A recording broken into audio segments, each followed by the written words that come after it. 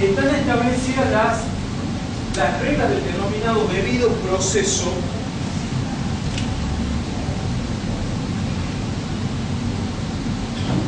el debido proceso legal.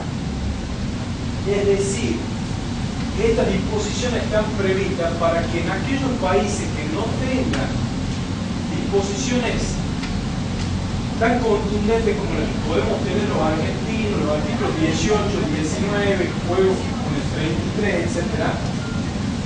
Esos países que ratifican el Pacto de San José tienen supletoriamente estas garantías que están establecidas en el artículo 8 y en el artículo 25. El 8 es que establece cuáles son las pautas que inexorablemente cualquier tipo de proceso llevado a cabo por una autoridad en nombre del Estado contra seres humanos deben respetar. Y de ahí surge básicamente el derecho de toda persona a ser oída en un proceso público, en un plazo razonable y por un órgano que además de competente sea independiente. Es decir, que allí están básicamente los elementos que hacen al debido proceso o las pautas mínimas de lo que en el espacio interamericano se entiende como debido proceso legal. Derecho a ser oído, proceso público, plazo razonable, por un órgano competente y además que sea independiente y que haya sido designado con anterioridad al hecho que se investigue si es materia penal. Y luego viene aquí la discusión, porque el 8.2, si no me equivoco, H, establece el derecho de recurrir el fallo ante un juez o tribunal superior.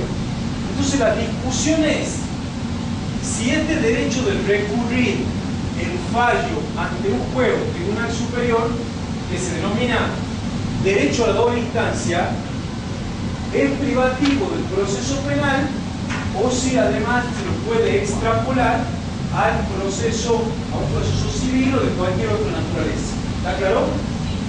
Es decir, el 8.1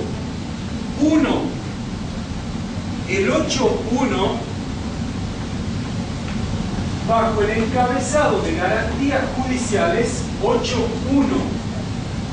dice: toda persona tiene derecho a ser oída con las debidas garantías y dentro de un plazo razonable por un juez o tribunal competente, independiente e imparcial. Competente, independiente e imparcial, establecido con anterioridad por la ley, en la sustanciación de cualquier acusación penal formulada contra él o para la determinación de sus derechos y obligaciones de orden civil, laboral, fiscal o de cualquier otro carácter. ¿Está claro? Es decir, que el 8.1 bajo el encabezado de garantías judiciales establece el conjunto de elementos que dan como resultado el debido proceso legal tanto en el orden penal como civil o de cualquier otra naturaleza. ¿Está claro? Ahora bien, el 8.2 comienza a enumerar a su vez cuáles son las garantías. Disculpe, una preguntita. Sí. Con esta cambio en la justicia que propongan, esto de órgano independiente, ¿no se vería conculcado con esto? Bueno, es una gran cuestión, porque ya ha sido tratado eso en casos vinculados con Venezuela, respecto de jueces que habían sido designados sin los procedimientos establecidos. Es decir, nosotros tenemos tenemos en el orden federal en este momento cuestiones vinculadas con la designación de fiscales, sin el procedimiento constitucional establecido. Ahora bien, esas designaciones eventualmente, supongo que los abogados de los diputados estarán haciendo absolutamente reservas, no solamente en caso federal, sino de eventuales inconvencionalidades. ¿Está claro? No. Claro. El 8.1 del Pacto de San José establece que tienen que ser órganos competentes, independientes e imparciales. Entonces, hay discusión respecto a la designación de fiscales sin el procedimiento establecido. Claro. Entonces, los imputados ya están haciendo reserva del caso federal porque se está afectando, digamos, la garantía que hacen al derecho de defensa, y se podría discutir también si la existencia de ese órgano independiente, imparcial, con jueces designados con anterioridad al hecho, o órganos, en este caso son fiscales, si afecta o no la garantía del debido proceso. Órganos designados. No tan solo en la parte federal, sino en la provincia. Yo estoy diciendo porque en la federal se ha producido. En la federal se produjo el desplazamiento de fiscales que estaban de una provincia a otras provincias frente a vacantes que se habían producido en otra provincia, obviando el procedimiento establecido por el Ministerio Público Fiscal. Entonces ahí está el problema de si se afecta o no esta garantía. ¿Sí? El tema de la elección, procedimiento. Por supuesto, el procedimiento, digamos, se lo hace sin el procedimiento establecido en el orden interno para la configuración de uno de los elementos que hace el juez competente e independiente e imparcial, digamos. O sea, o elementos para por lo menos sopesar eso. ¿Sí, doctora? Sí, doctora. Y las licencias que otorgaron a nivel nacional, por ejemplo. Bueno, también. Que dice que nosotros estamos trabajando en el Ejecutivo, ponerle y la presión que dijo, bueno, por no supuesto. lo necesitan más, lo necesitan Por supuesto, absolutamente. O sea, está bien, ¿no es cierto? Por supuesto que está bien que podamos cuestionar eso. Doctora, por supuesto que eso es un problema que digamos, en Venezuela ya ha pasado, y ya hay condenas en Venezuela al Estado venezolano por casos similares. Escuchen, por casos similares de juzgamiento de personas en procesos penales por jueces que habían sido designados sin los procedimientos establecidos por el orden interno. O sea, ¿se afecta el debido proceso? Sí se afecta la garantía que se la afecta. Es decir, que eventualmente, todos estos casos, eventualmente pueden llegar a la política americana. Sí, ¿no? Y al revés. Al revés, ¿qué sentido? Por ejemplo, que también se ha dado a nivel nacional, la provincia también, fiscales que dan las licencias y se van a trabajar al Ejecutivo. Y conservando el puesto, Claro, o sea, la como segunda. fiscales después. Sí, absolutamente. A nivel nacional, sí, porque acá tenemos. Y a nivel provincial. Bueno, si yo fuese el abogado del diputado, obviamente que no haría eso. No, pero ayer es ella, porque acá digamos, no, pero perdón, tienes razón. Y no, pero pará, el abogado del diputado, si naturalmente el fiscal está, que tiene la que está diciendo, está habilitado al diputado, porque el fiscal está en el Ejecutivo. Por supuesto que se afecta, por supuesto, Porque el cargo natural es de otro. por supuesto. La titularidad del cargo. Por Titularidad del cargo. Es por la titularidad del cargo. Por supuesto. Claro, por eso si él no lo ha Está pensado bien, así, lo puede, claro. digamos, censurar No, uno del otro. Ya no hay buena- Doctora, no hay cómo, digamos, la hipótesis que usted está planteando es inconstitucional e inconvencional como se la vea, no hay cómo salvarla. Eso va a ser Bueno, yo le voy a pasar, yo le voy a pasar a la jurisprudencia venezolana que dice eso. No. Yo soy así. Soy chévere. Por favor, escuchen, a la doctora Olmi le agradezco porque los otros docentes me dijo, sí, hay una doctora Olmi, no sé qué. Aparte, no, te juro que llegaba y preguntaba, ¿quién es la doctora Olmi? Que Ave me dijo, Yo le advertí. Por supuesto que yo le advertí. Me dijeron, escuchen, dos cosas. La primera cosa, lamentablemente se fue el doctor, pero yo tengo reacciones lentas. Yo discutiría, yo creo que no se puede atacar, digamos, no se puede bajar la edad. Yo creo que me quedé pensando que dijo, yo creo que no podríamos tocar la edad. No, yo que afecta a la soberanía del Estado. Bueno, ese tema de cómo compatibilizamos lo que se denomina el margen de apreciación nacional con ciertos compromisos y ciertos principios, como en este caso, con los de progresividad en materia socioeconómica y cultural o el de no regresividad en materia penal.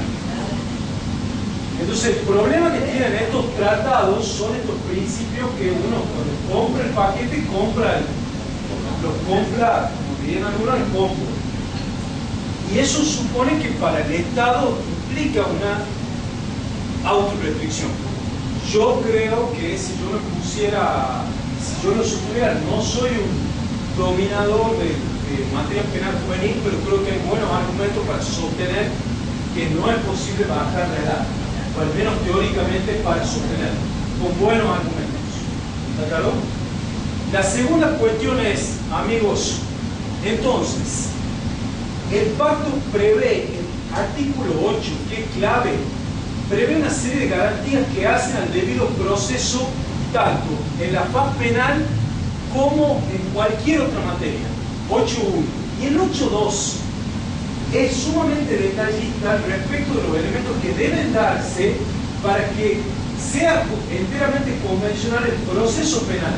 Y allí coloca sobre todo el derecho a recurrir, es decir, la denominada doble instancia, que tiene tanta importancia que en Argentina, y los penalistas, la doctora Alvini lo sabrá, casal, es decir, el derecho a tener un recurso significa el derecho a tener un recurso ordinario que permita discutir las cuestiones de derecho y no solamente las cuestiones de derecho que vemos por las casaciones o los recursos extraordinarios.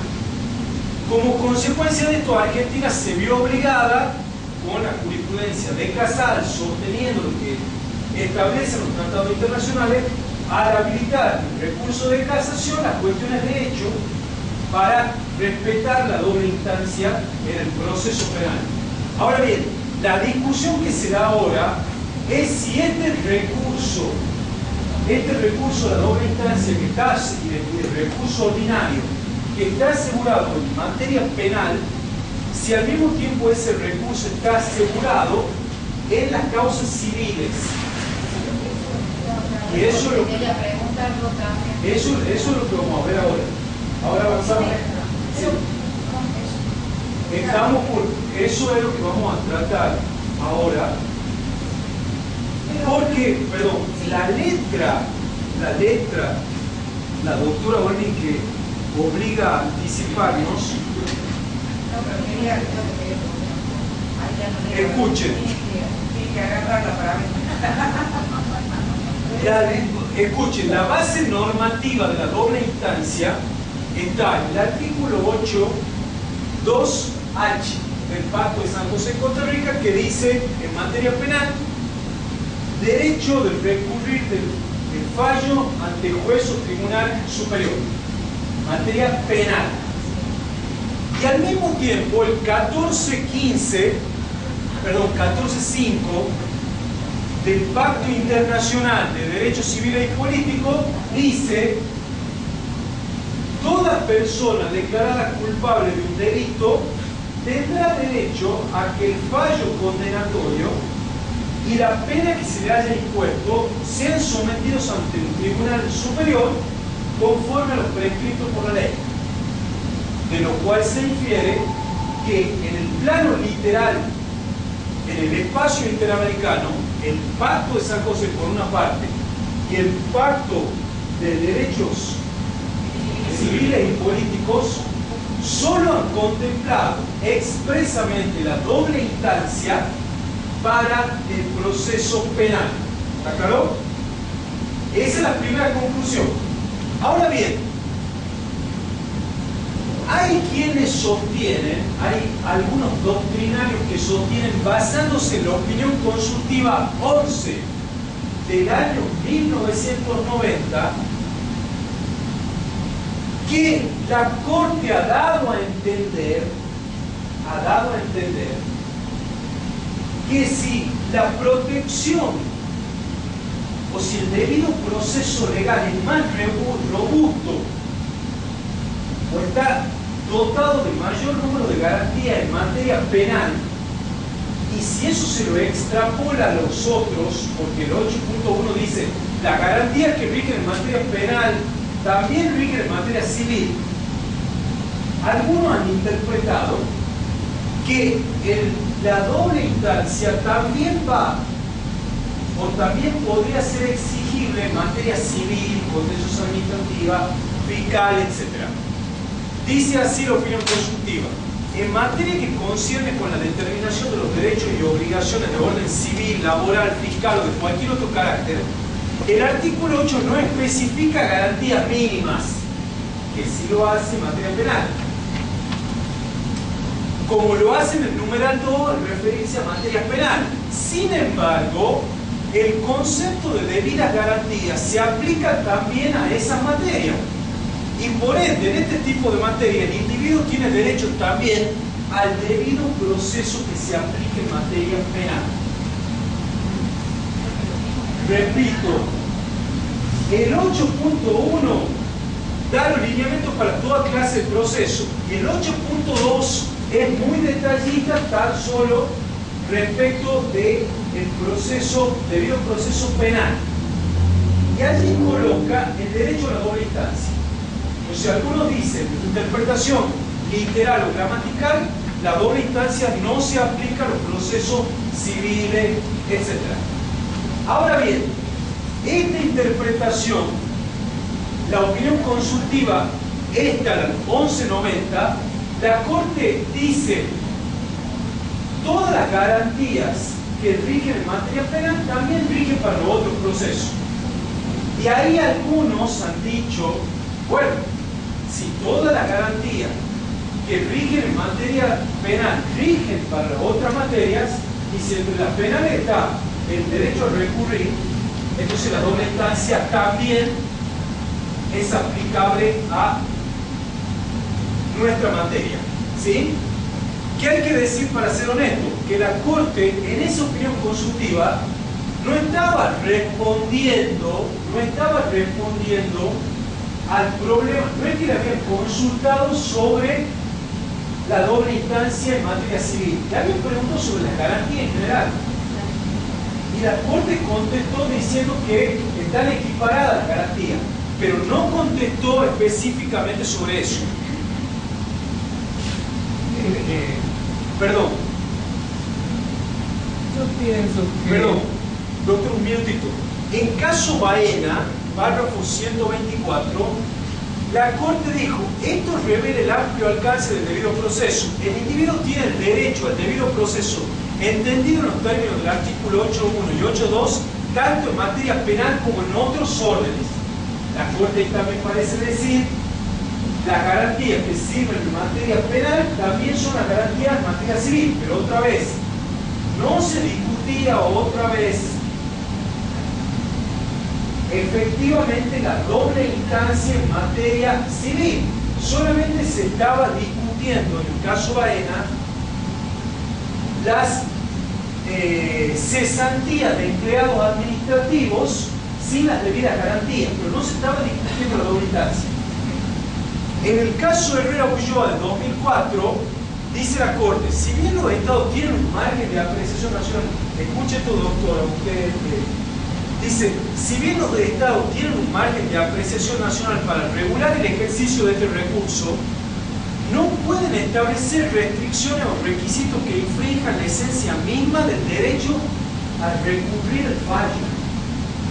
O sea, la Corte Interamericana está asumiendo que es un tribunal constitucional regional. Le está diciendo a los países, no me toquen la doble instancia.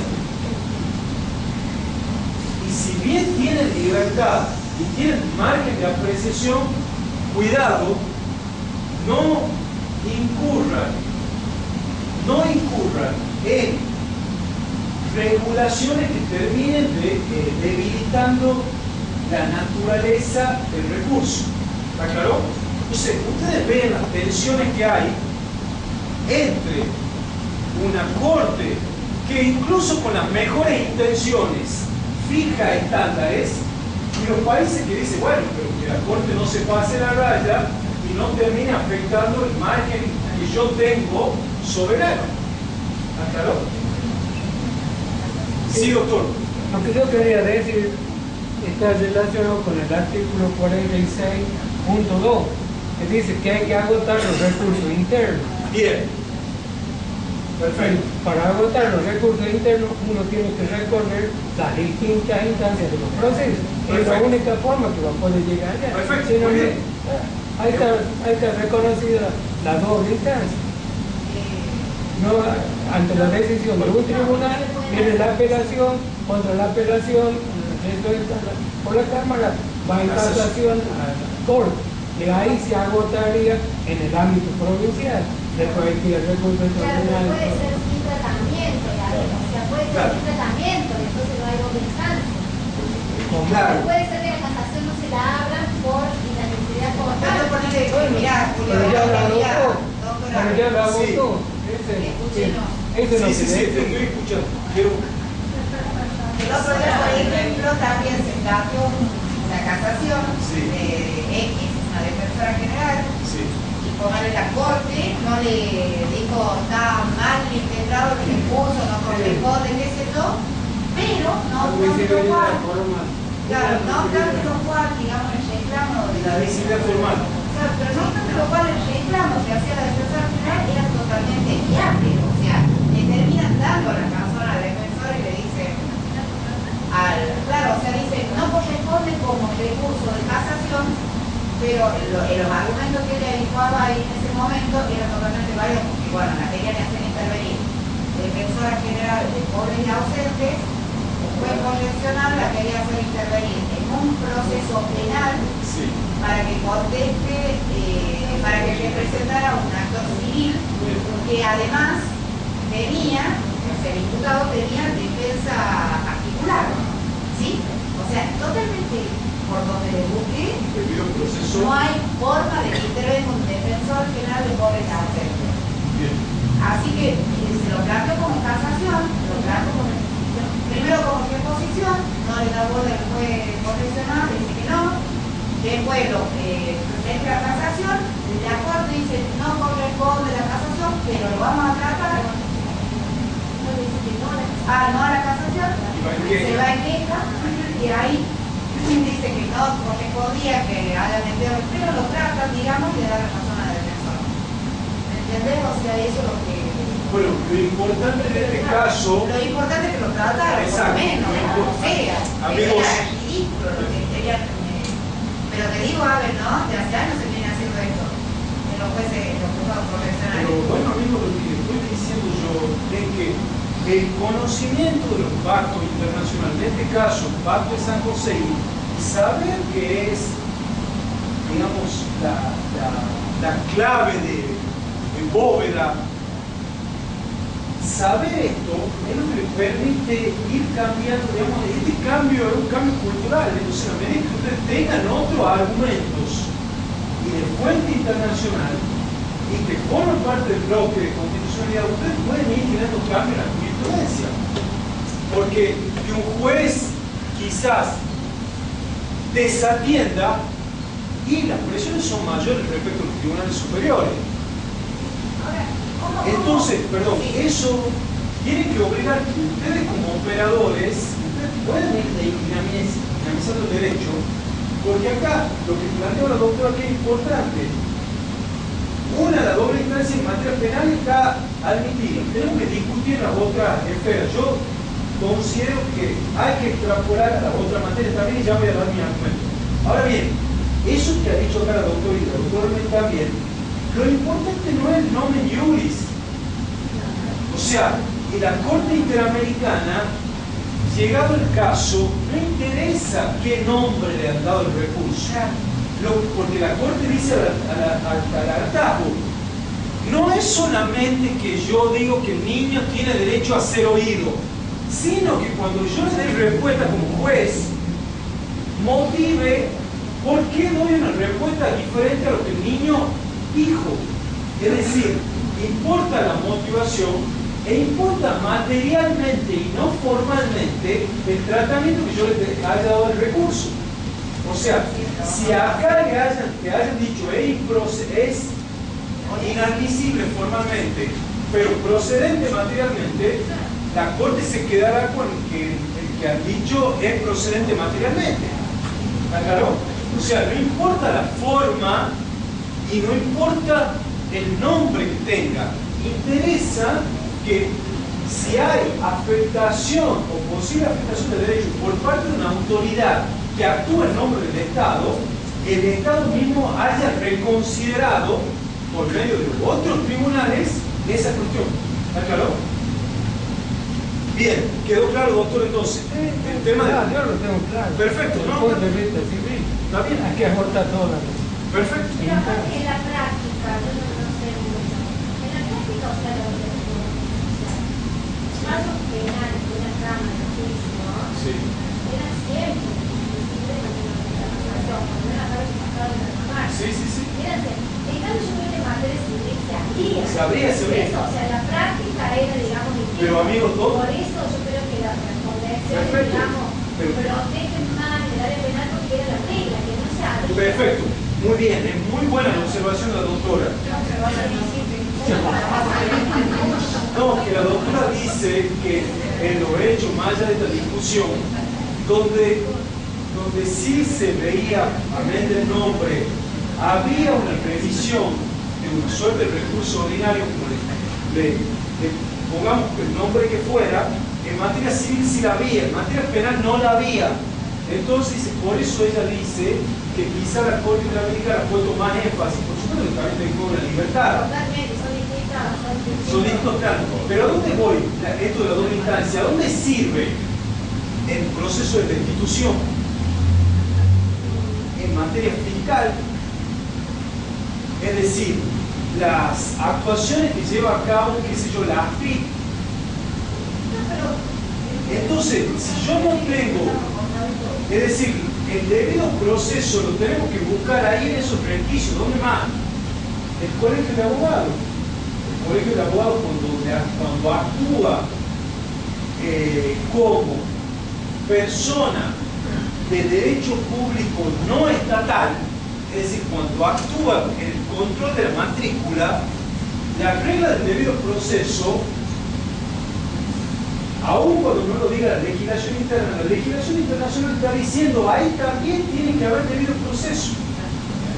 Las acciones disciplinarias del servicio penitenciario. También, ahí es donde tenemos que buscar el debido proceso.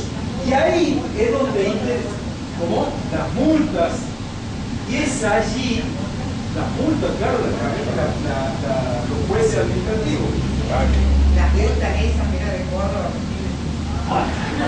Mira, nosotros también acá la de Santiago de sí. Pero, perdón, yo dije a nosotros, no puede ser. También interviene Nosotros, por ejemplo, en la Cámara tenemos la superintendencia. Perdón, sí, muy bien, Digo, muy bien. tenemos la superintendencia de todos los colegios. Ahí está. Ante sanciones que aplican Ahí el está. colegio de abogados, van a la Cámara, que ejerce la segunda. Ahí está, ahí está, ahí está. Quedó claro, o sea, el problema es que tenemos que decir, está bien, la Corte Interamericana nos dice, debido proceso, no solamente para el proceso penal y civil, sino para toda actuación administrativa inclusive, que lleve a cabo una autoridad en nombre del Estado. Ahí también debido proceso. Entonces ahí viene la discusión, está bien, debido proceso, que aplicamos toda la garantía del 8.1. Ahora bien, que aplicamos la garantía del 8.2, que de materia penal exige la doble instancia, y el respuesta es sí. Mi respuesta, ya voy a decir por qué, es que sí. Esa es la discusión clave de por qué tenemos...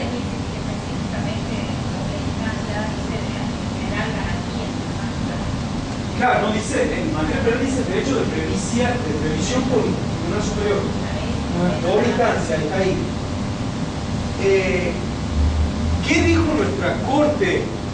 Lamentablemente nuestra Corte hasta aquí tiene dos fallos, y yo coloco los dos fallos de la Corte Argentina, que lamentablemente tengo mala noticia, es decir, que hasta aquí la Corte Argentina no le ha dado el ranking constitucional, o sea, no ha reconocido la doble instancia en otra esfera que no sea penal, aunque hay tribunales de la provincia de... Solamente que lo que te resguarda, lo que te ampara esto es que puedas recurrir al Tribunal Constitucional.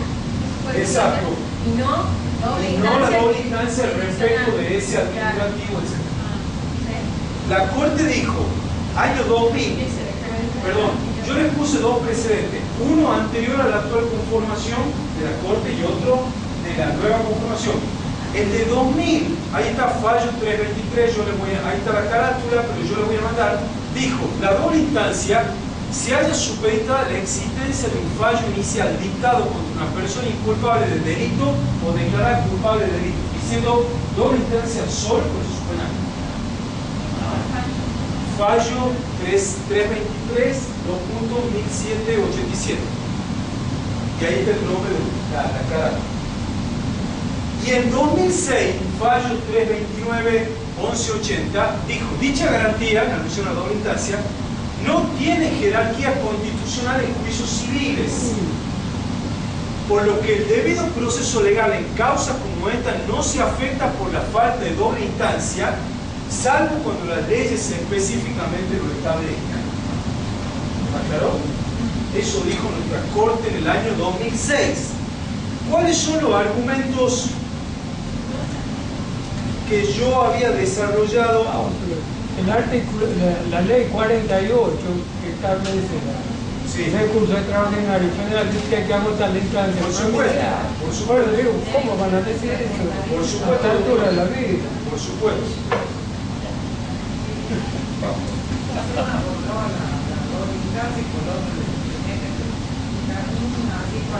Yo voy a requisitos para hacer las presentaciones, que es un poco lo que tenía todos los defensores. ¿Cómo dice? Todos los requisitos para hacer las presentaciones. Tiene Claro, la acordada cuadro. No te quedan gracias. Por supuesto. Al Bueno, defensor, digo. ese es un gran tema para tratar. Ese es un gran tema para tratar. Si ese exceso de rigor formal no termina avasallando el derecho a recurrir. Sí, o sea, tampoco viste que lo hagan a mano, que lo hagan mal, pero tampoco tanto purito, viste, para... Sí, 20 líneas por página, una determinada tipografía. 26 líneas por página. O sea, como está uno, dos y la página otra no me da. Lo que le dije es que el Estado someterse voluntariamente a una competencia supranacional fue voluntario. Entonces, ha aceptado adaptarse. Por supuesto. En el caso concreto, si yo no tengo la solución con el tratado, yo como juez, obligado a mi control injusto, debo en ese ámbito hacer operativa esa norma. pero no puedo condicionar, digamos, el cambio a gran escala, digamos, porque eso responde a normas de oportunidad y conveniencia que escapa ya a la entonces, esa es la doctrina del tribunal. Esa es la doctrina del Tribunal Constitucional Alemán. Sí.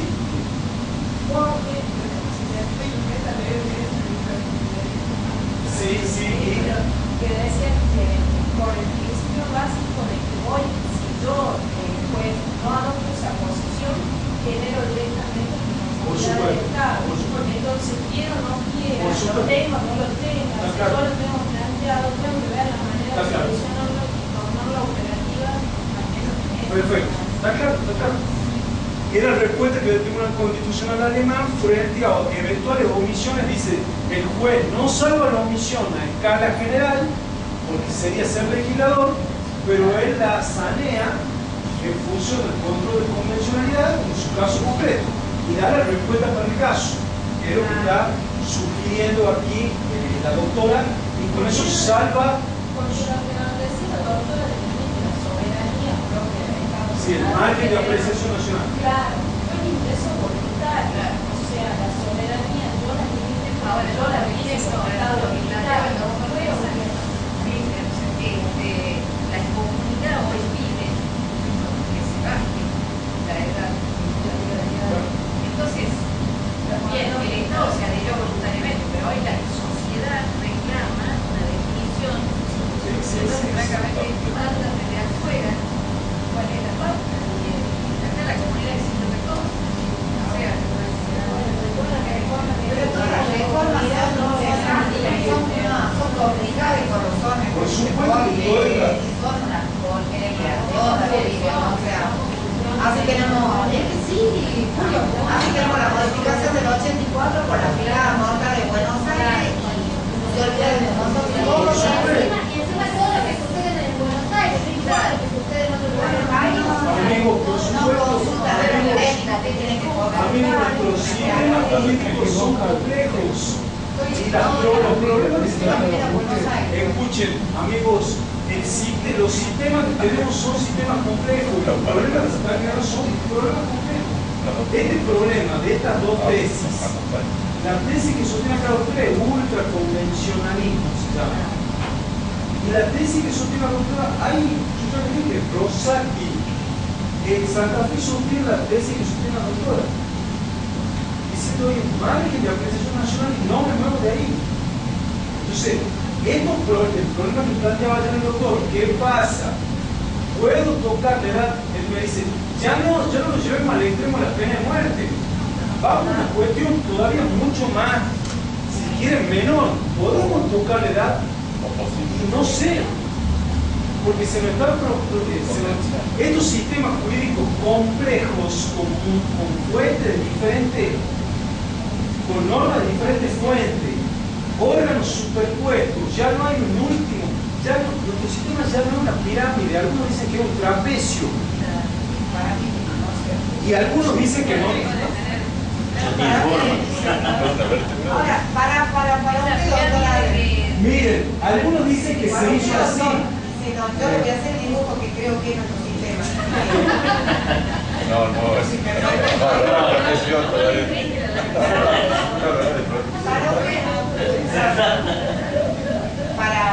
O sea, el tema de la edad, que el hombre, o sea, acá se da creo, ¿por qué no piensa que hablando de edad, la disminuir la delincuencia siempre pasa?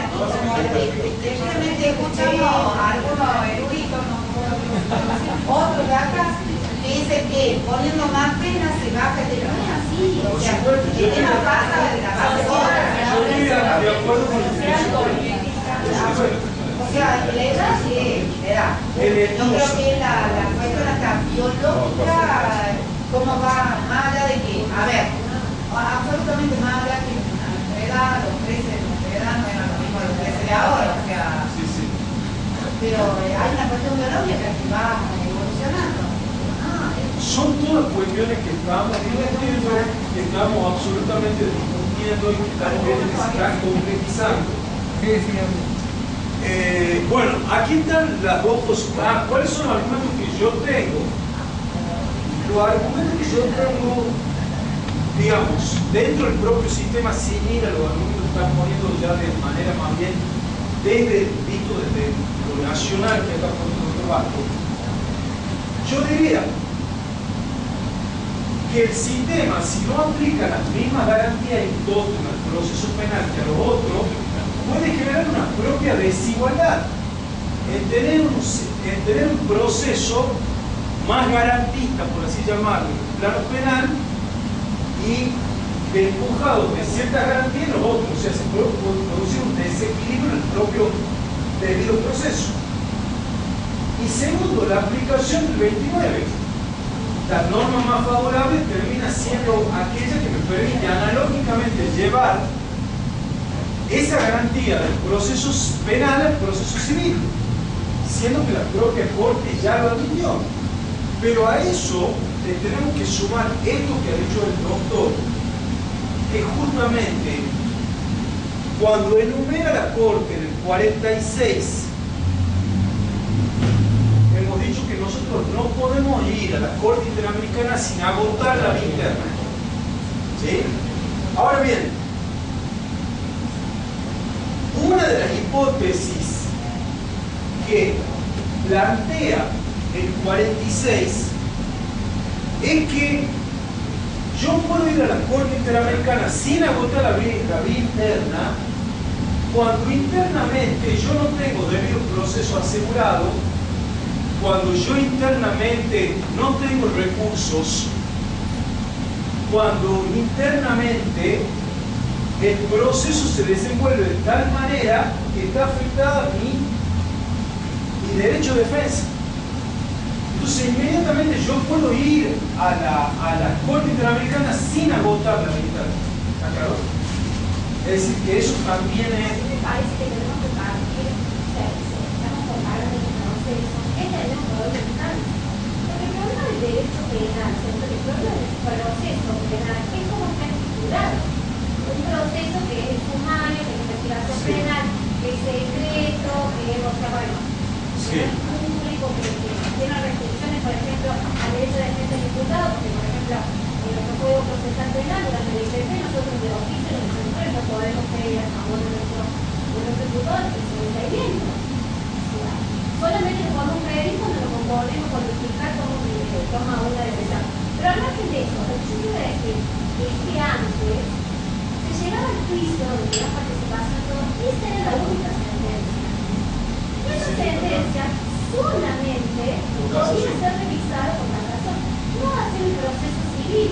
Las cámaras autoras siempre las apelaciones, o sea, hay una sentencia ya en primera instancia, entonces la cosa, por eso tenemos que partir de lo Por eso, doctora, yo le estoy diciendo que el problema viene sobre todo en los procedimientos administrativos y en aquellos que llevan adelante en los sumarios administrativos que puede llevar el propio Tribunal de Justicia, o sea, la propia Corte de Justicia, o bien incluso los procesos de destitución, porque muchos de las leyes provinciales que regulan los procesos de destitución dicen la norma, perdón, el fallo que emite el tribunal, el jurado de enjuiciamiento no es apelable. Ahí voy a doble. Claro, por supuesto, pero doctora, lo abrió con un grande jurisdiccional. Es decir, eso, digamos, quiero que quede claro que la discusión de la doble instancia no se lo hace en el proceso, qué sé yo, lo clásico, estamos hablando, no sé, responsabilidad contractual, no estamos hablando de eso. Estamos hablando de estas cuestiones que suponen algún tipo de ejercicio sancionatorio o administrativo sancionatorio y alguien ejerce autoridad en nombre del Estado. O el Estado o alguien como el colegio de abogados, el control de la matrícula. A eso, esa es la discusión. ¿Sí? ¿Qué colegio de abogados fue el que ahora se conectó no sé si, como expulsó, no me acuerdo el término, la matrícula de un abogado que había sido declarado Sí, tenemos, sí. Ahora, ¿qué Sí, colegio? sí. ¿Santa Fe? No me acuerdo cuál. Yo creo que de Mendoza, Hay un pero represor sí, que se sí, ejerció condenado sí. y el colegio es como que lo expuso creo que fue en Mendoza, pero sí, por esa efectivamente, situación. efectivamente. Por eso digo que ahí es, en estas son las cuestiones las que interesa si tenemos o no doble instancia. Bueno amigos, respecto del debido proceso,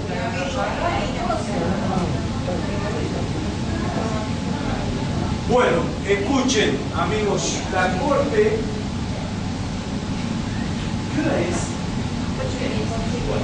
Perdón, la Corte Interamericana dijo, en este caso que se llama Tribunal Constitucional del Perú, donde se discutió justamente las garantías que tenían los integrantes del Tribunal Constitucional que fueron removidos durante la época de la presidencia de Fujimori. Y acá dijo la Corte, cuando va a distinguir, cuando va a definir, bueno, qué es el debido proceso, y repito, las garantías que la Corte Interamericana establece, pero que el Pacto de San José establece, no son las garantías de las cuales yo gozo si el caso llega allá a San José. Estamos hablando de las garantías a las cuales se compromete el Estado, argentino, uruguayo, etcétera, a respetar en su propia sede. ¿Está claro? En Córdoba, en Mendoza, en Tucumán, etcétera. En su propio país. Primera cuestión. Entonces, hemos dicho que en el 8.1 la Corte define el debido proceso. Y al definir el debido proceso, hemos dicho, dice derecho a obtener, primero a ser derecho a ser oído, proceso público, en un plazo razonable por un órgano independiente, imparcial y competente. ¿Está claro? Y luego hemos dicho que la discusión era si a esos elementos le sumamos el de la doble instancia que está asegurado en materia penal 8.2H. La Corte dice, en este caso, Tribunal Constitucional, que cualquier órgano del Estado que ejerza funciones de carácter materialmente jurisdiccional, esa es la frase clave, que ejerza funciones de carácter materialmente jurisdiccional, o sea, otra vez doctora, independientemente del nombre, materialmente jurisdiccional, o sea, eso es lo que critican siempre, ¿no? Cuando no ponen el nombre. Bueno, es la crítica que hace fue, que es un poco lo que veíamos con Mariana. Eso, pero, bueno. Dice, no puso, no puso nada así, no nominó. No interpuso reposición. Y le estaba reclamando como reposición, ¿entendés? Sí, sí, por supuesto, eso es excesivo rigor formal. Pero lo siguen haciendo, bueno, eso hay que derribar. Eso hay que derribar. Es excesivo rigor formal. No solamente causal del recurso económico federal eso, sino que vamos a ver acá que si yo, cualquiera sea el nombre, materialmente desarrollo una función que materialmente jurisdiccional, en nombre del Estado, como Estado, y eso implica que afecto derecho o garantía de alguien, estatus jurídico de alguien, dice, el Estado tiene la obligación de adoptar resoluciones apegadas a la garantía del debido proceso en los términos del artículo 8. Entonces, lo que dice acá la doctora Barbie, independientemente del nombre, si yo voy, si en nombre del Estado, como Estado, resuelvo materialmente una decisión de naturaleza jurisdiccional, automáticamente la garantía del 8.1. O sea, derecho a ser oído, tiempo razonable, toda la batería de garantías, y encima tenemos que discutir si no vamos con la doble instancia también. ¿Está claro? Esa es la gran garantía que asegura el pacto y la interpretación que ha hecho la Corte. No me interesa el nombre que tenga el proceso. Si vos afectas el estatus jurídico de una persona, vamos por el 8.1. Tenés que asegurar todo. Y bueno, ves, pero algo lo mismo que en la sociedad, con el tema de los requisitos que tiene la... Sí, bueno, pero justamente... Nosotros tenemos alguna voz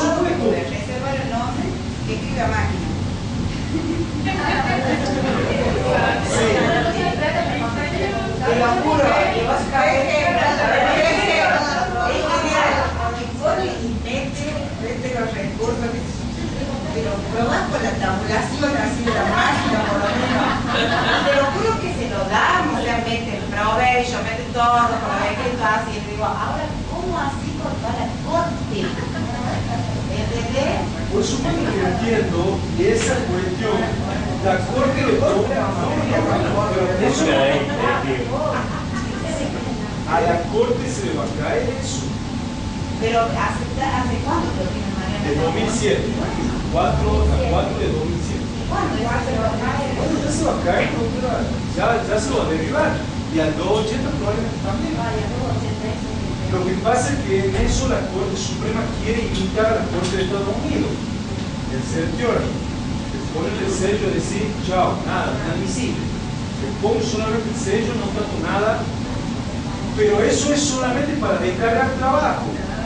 La Corte. Pero lo que pasa es que ese sistema funciona en Estados Unidos, donde la Corte de Estados Unidos tiene 35 casos por año, a diferencia de la Corte nuestra, que tiene cientos de miles de casos por año. Entonces la nuestra quiso descargar trabajo de esa vía. 280 le pone el sello inadmisible o los requisitos formales de acuerdo al 4, el doctor escribe a máquina, la mano, chao, fuera. Bueno, amigos, Nos ha pasado también, ¿sabes qué otra cosa? Ponerle un imputado que quiso casar. sí. Y se lo concedió mi colega, digamos, porque era un UNI, ¿no? De 10. Hacía mano, ¿no? El abogado decía que no, si lo puso por escrito que no quería casar a los 3 meses. Y se lo concedió el colega de 10. A mano, así, ¿no? O sea, así como entra, como el microlíquido de Mariana, así más cortito todavía. Está bien, porque es por Está bueno. Yo propongo que después capaz de eso tenga que ir en teatro, Qué bueno. participe, capacitador. Bueno, escuchen amigos. Te ves extrañar, a ver, me ves.